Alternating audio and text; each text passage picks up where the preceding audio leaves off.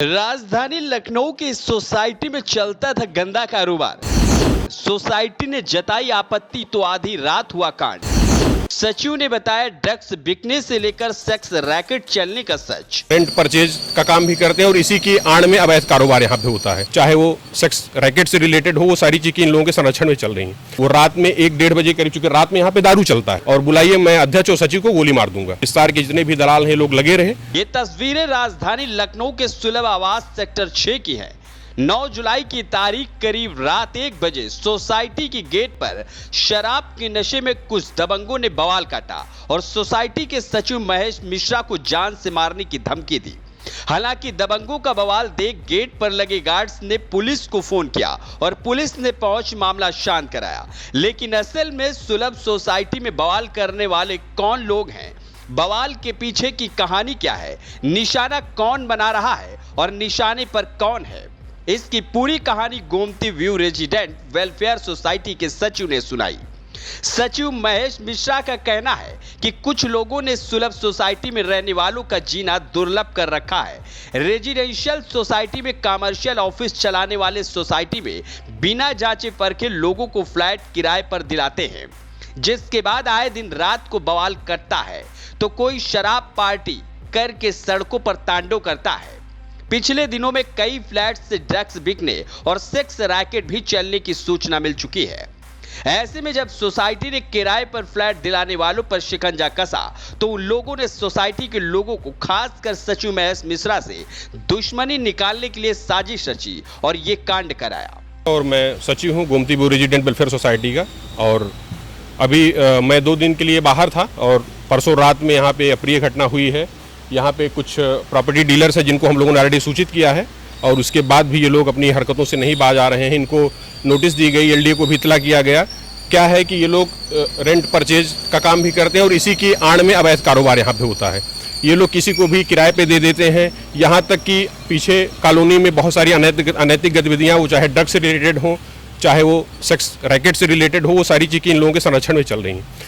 Committee द्वारा, हमारी जो 10 लोगों की कमेटी है, चुनाव के बाद हम लोगों ने इसका विरोध किया। हम लोगों ने ऑफिस का निर्माण किया और सोसाइटी का गठन करने के बाद यहाँ पे व्यवस्थाएं चुस्त दुरुस्त करने की कोशिश की। और इन लोगों को पर्सनली भी बुला के कहा गया कि अभी तक जो चीज़ें चली अब इन चीज़ों से आप लोग दूर हो जाइए, और हमारे परिसर को, हमको साफ़ सुथरा इन्वायरमेंट चाहिए। यहाँ पे परिवार रहता है, फैमिलीज रहती हैं, और हम लोग चूँकि 1105 फ्लैटों का प्रतिनिधित्व कर रहे हैं, तो उस केस में कोई भी बात होती है तो रात में 12 बजे हमारे पास ही फ़ोन आता है कि सचिव जी इस तरह की घटना यहाँ पर हो रही है। हम लोगों ने इन सब चीज़ों को लेकर के इनसे मुद्दा उठाया, और मैं बाहर था। इन्हीं के एसएस रियल एस्टेट जो एक चल रहा है, इन्हीं का एक पार्टनर है जो कि कभी मैंने उसको देखा नहीं है, ना उसके बारे में जानता हूँ। वो रात में 1-1:30 बजे करीब, चूँकि रात में यहाँ पे दारू चलता है, शराब पीते हैं लोग बैठ करके और गाड़ियाँ लगा देते हैं और दुनिया भर की अनैतिक गतिविधियाँ करते हैं, जिसका कई बार लोगों ने विरोध भी किया और जो मेरे संज्ञान में है, पूरे परिसर के संज्ञान में है। रात में 1:30 बजे के करीब ये लोग यहाँ से निकले हैं, और वो बंदा जो सीसीटीवी फुटेज, यहाँ सीसीटीवी का भी हमने इसीलिए लगवाया है, उसमें कार्रवाई नहीं हुई। इसने यहाँ पे फोटो पे मेरी फोटो तोड़ा और बोला कि बुलाइए, मेरे गाड़ी में सवार रखा हुआ है, और बुलाइए मैं अध्यक्ष और सचिव को गोली मार दूंगा। मेरे गार्डों ने रोका तो मेरे गार्ड को थप्पड़ मारा और तत्पश्चात कुर्सियाँ तोड़ी और अंदर जा करके लगभग 8,000 रुपये की लूट की। हर रात में मैं नहीं था, मेरी कमेटी के लोग थाने गए तो थाने से कहा गया कि आप सुबह आइए।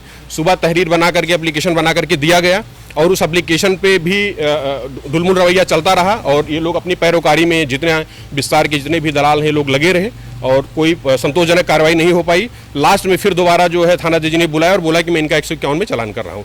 सीसीटीवी फुटेज के बाद भी, इतनी अप्रिय घटना के बाद भी, स्थिति के बाद भी प्रशासन से मुझे उम्मीद है कि हमें अवश्य इस पे कार्रवाई होनी चाहिए, क्योंकि ये मेरा अपना व्यक्तिगत मामला नहीं है, 1106 फ्लैटों का मामला है। और इस तरह से जो आदमी रात में 1:30 बजे आकर के बैनर फाड़ रहा है, सिक्योरिटी गार्ड को मार रहा है, गोली मारने की धमकी दे रहा है और 8,000-7,000 रुपये की लूट कर रहा है, अगर उसको 151 में कुर्सियाँ तोड़ रहा है, जो पूरा सीसीटीवी फुटेज में रिकॉर्ड है, अगर इस तरह की घटना कोई कर रहा है तो ये नॉर्मल घटना नहीं है। और ऐसे लोगों को, ऐसे माफियाओं को, गुंडों को, और ऐसे लोग जिस तरह का कृत्य कर रहे हैं, उनके खिलाफ कड़ी कार्रवाई की हम मांग करते हैं।